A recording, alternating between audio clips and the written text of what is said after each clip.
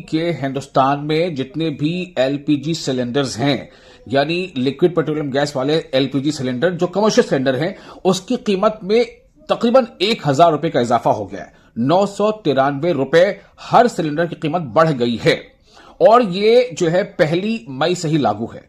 अब जरा इसके पीछे की कहानी समझिए कि मामला क्या है। मामला कहीं दूर से है। अमेरिका और ईरान में जो तनातनी बरकरार है, उसको लेकर हर देश जहां कहीं भी यहां से या स्ट्रेट ऑफ हॉर्मुज़ से होकर के गैस या पेट्रोल या कच्चे तेल का आना जाना होता है, उस पर ये मार पड़ रही है या उस पर ये दबाव पड़ रहा है।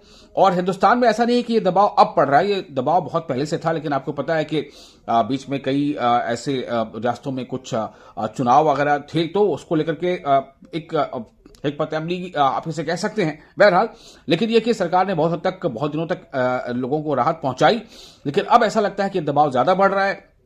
और साफ जाहिर है, चूंकि भाई 1,000 रुपए एक सिलेंडर पर कीमत बढ़ जाना। अब दूसरी तरफ आपको ये बताते हैं कि अमेरिका और ईरान के बीच मौजूदा हालात क्या हैं। आप देखिए कि अल्फाज के इतने तीखे हमले हो रहे हैं अमेरिका की तरफ से ईरान के बारे में और ईरान की तरफ से भी अमेरिका के बारे में, कि ऐसा लग रहा है कि कहीं ये जंग दोबारा शुरू ना हो जाए। आपको पता है, फिलहाल अभी सीज फायर जैसे ही हालात चल रहे हैं। ना तो अमेरिका ईरान पर हमले कर रहा है, ना ईरान कोई जवाबी हमला कर रहा है। लेकिन अमेरिका ने ईरान के बंदरगाहों के इर्द गिर्द जो है वो ब्लॉकेट लगा रखा है, जिसे बार बार ईरान जो है कह रहा है कि ये सीज फायर का वायलेशन है। ईरान के जो प्रेसिडेंट है, सदर मसूद पेजेश्कियान, उन्होंने कहा है कि ईरानी बंदरगाहों पर अमेरिका के बहरी नाकाबंदी, जो नेवल ब्लॉकेड है, वो दरअसल फौजी कार्रवाइयों का तसलसल है। इसे फौजी कार्रवाई हम मानेंगे और ये नाकाबिले बर्दाश्त है। अंदाजा आप कीजिए कि क्या हालात बन रहे हैं। उधर डोनाल्ड ट्रंप ने भी एक इशारा ऐसा दे दिया है कि हालात ऐसे बन रहे हैं कि फिर से वॉर हो सकते हैं। फिर से वॉर हो सकते हैं, ये बताता, ये जुमले हैं डोनाल्ड ट्रंप के।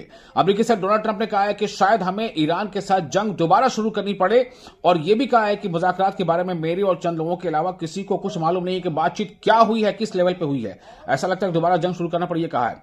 ईरान की नीम सरकारी खबर एजेंसी है, बताता हम आपका नाम लिखे आपको बता रहे हैं, तस्नीम, उसके मुताबिक तेहरान में सुनी जाने वाली फिजाई दिफाई सरगर्मियां छोटे तैयारों और जासूसी ड्रोन्स का मुकाबला करने के लिए हैं। यानी कि फिजा में जो है ड्रोन्स और की सरगर्मी और तैयारों की सरगर्मी बढ़ गई है, ताकि अलर्ट मोड पर है, कहीं हमला तो ना हो जाए। उधर लेबनान में जो है ताजा हमला इसराइल ने फिर से किया है, और लेबनान में किए गए ताजा इसराइली हमले में 30 लोगों से ज्यादा की मौत हो गई है। ये बड़ा अफसोसनाक है। इसराइल ने कहा है कि गजा जाने वाले जो ग्लोबल फ्लोटिला था, जहां पर सोशल एक्टिविस्ट 29 देशों से पहुंच रहे थे, उन्हें इसराइल ने डिटेन किया था। इसराइल ने कहा है कि हम उन्हें वापस भेज देंगे।